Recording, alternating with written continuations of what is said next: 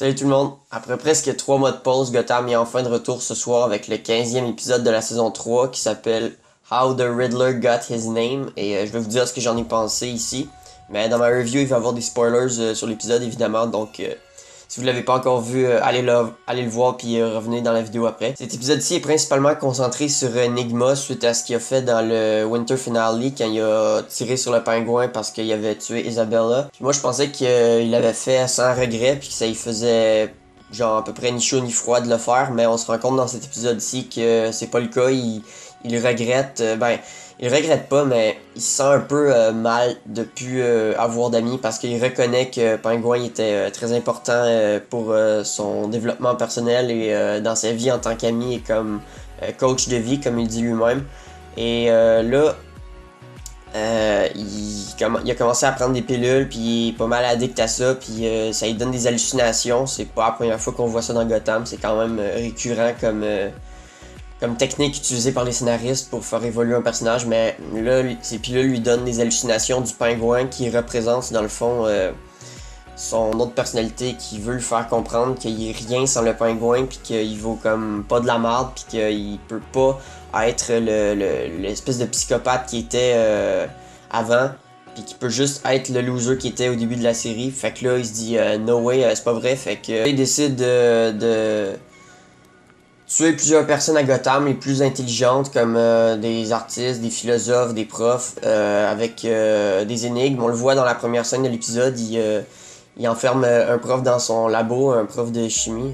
Bon, on s'en fout de c'est un prof de quoi, mais en tout cas. Puis il lui donne 3 énigmes, puis il réussit pas, donc il finit par l'asphyxier dans la pièce avec du gaz, puis la pièce finit par exploser. Et tout au long de l'épisode jusqu'au climax, on a comme des scènes assez intéressantes entre Enigma et son hallucination du pingouin pour savoir qui a raison, qui est le plus fort entre les deux, et finalement on voit à la fin qu'Enigma est capable de passer par-dessus son addiction parce qu'il jette les pilules à l'eau, mais je vais revenir vers la fin puis sur ce qui se passe avec les climax plus tard. Mais avant, je veux juste dire que le pingouin, évidemment, il est pas mort. On voit à la fin de l'épisode que Ivy l'a repêché dans la rivière. Elle nous explique pas comment, mais j'espère qu'on va avoir une explication claire, puis pourquoi qu'elle était là par hasard au moment où Pingouin était là, puis comment elle l'a trouvé dans la rivière. Là, ils peuvent pas juste nous balancer ça comme ça, sinon c'est vraiment de la grosse bullshit.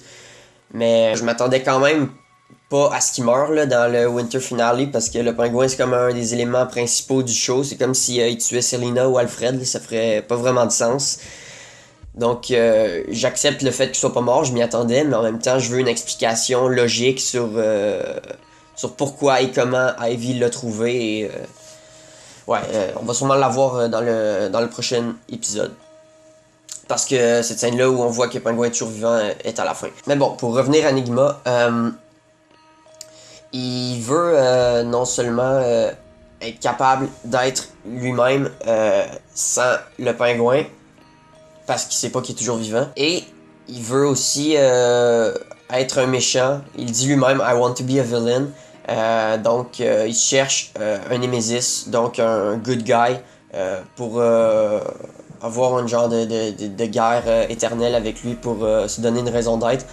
Puis c'est ça qu'il faisait avec le monde intelligent qu'il tuait. Il cherchait du monde intelligent pour rivaliser avec lui. Mais comme il était jamais à la hauteur de son test, ben il les tuait.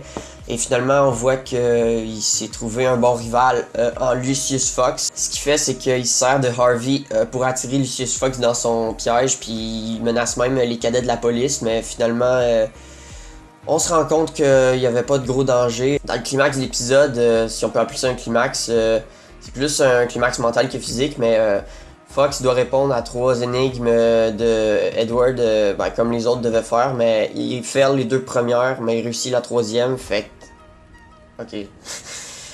Il fait les 2 premières puis il réussit la 3e, mais ce climax-là il était bon d'un côté parce qu'Enigma et Bullock, leur performance était vraiment bonne. Tu sentais la tension, mais c'était totalement l'opposé avec Lucius. J'ai pas vraiment aimé comment il a été acté dans l'épisode. Ça manquait vraiment d'émotion et tu sentais pas le fait que c'était urgent puis important comme scène, là. Il était beaucoup trop calme à mon goût, même quand Enigma pop-up dans son char à la fin pour y parler, tu sentais pas qu'il était énervé, il était beaucoup trop calme. Puis ça, c'est la partie de l'épisode que j'ai le moins aimé, je pense. Ça et le montage des scènes entre Gordon et son oncle. Je dis le montage, mais c'est comme l'agencement des scènes sont comme mal répartis dans l'épisode, sont comme un peu splittés tout partout à différents endroits parce que c'est la saga de l'épisode dans lequel on a le moins de scènes. Et il y en a plusieurs qui se ressemblaient où t'avais Frank, l'oncle à Gordon, qui essayait de le convaincre que la cour de lui faire confiance et de joindre la cour des hiboux pour les détruire de l'intérieur. Ça c'est possiblement un double jeu. Mais je suis pas sûr parce que j'ai envie de faire confiance là-dessus, mais en même temps, c'est possible qu'il soit vraiment du côté de la cour des hiboux, mais ça ferait du sens qu'il soit pas puis qu'il fasse un double jeu à la cour, à la cour des hiboux parce que son frère, qui est le père à Gordon, a été tué il y a plusieurs années par eux autres. Mais tu sais, dans Gotham, des fois, c'est facile de croire un personnage pour une histoire qui ferait du sens, mais finalement, il te backstab, même le spectateur, dans le dos avec quelque chose d'inattendu. Fait que j'aime mieux pas prendre part pour aucune des deux options concernant Frank. Mais bon, tout ça pour dire qu'il y a plusieurs scènes où il essaie de gagner la confiance de Gordon dans l'épisode. Puis ces scènes-là sont comme... Ils auraient dû être collés ensemble au lieu d'être tous splittés partout parce que tu finis par perdre un peu le fil ou l'intérêt de leur discussion si t'as plein d'autres scènes qui concernent des sagas complètement différentes qui viennent séparer ça. Fait que... C'est ça qui m'a un peu dérangé. Mais les scènes en tant que telles étaient bonnes, mais il y aurait eu plus...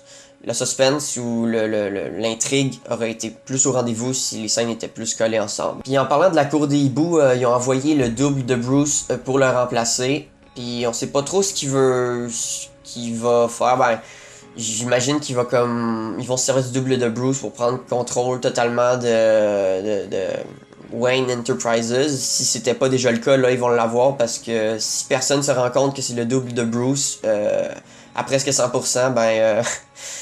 le vrai Bruce il est dans la merde, puis il s'est fait enfermer dans un endroit dans les montagnes qui m'a fait penser tout de suite au repère de la Ligue des Assassins, parce que dans la série Arrow, la Ligue des Assassins est dedans, puis leur repère est un peu comme dans les montagnes, dans un endroit très isolé, puis même dans Batman Begins, c'est ça.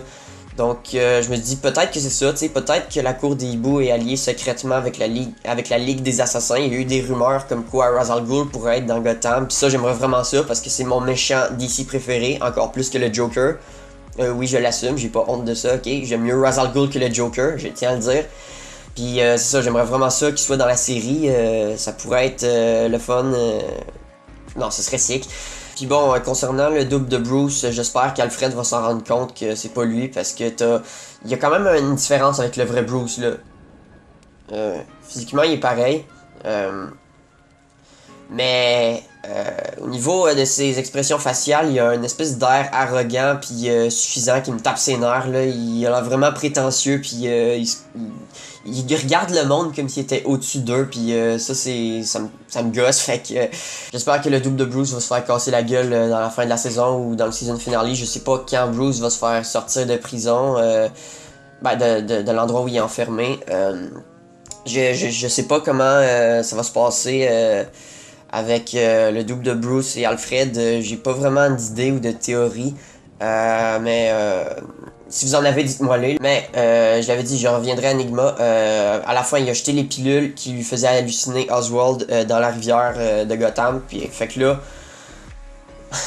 Puis il quitte l'endroit habillé tout en vert avec le chapeau, comme le Riddler dans les jeux et dans les comics. Fait qu'il est officiellement devenu le Riddler ou l'Homme Mystère en français. Et moi j'aime bien son personnage.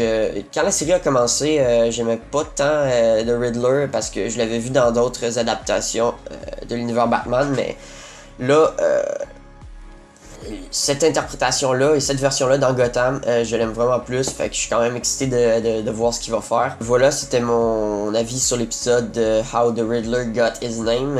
Je suis désolé si la vidéo était un peu bizarre, c'est parce que depuis le début, j'ai l'asti de logo de batterie sur la caméra qui arrête pas de flasher, puis elle peut comme s'éteindre à tout moment. Puis ça me déconcentrait, fait que c'est pour ça que il y a pas mal de jump cuts, puis j'arrive pas vraiment à me concentrer parce que quand la caméra menace de te fermer d'en face à tout moment, c'est pas cool. Fait que dites-moi vos impressions sur l'épisode dans les commentaires et vos théories concernant ce qui va se passer avec la cour des hiboux et où vous pensez que Bruce est enfermé.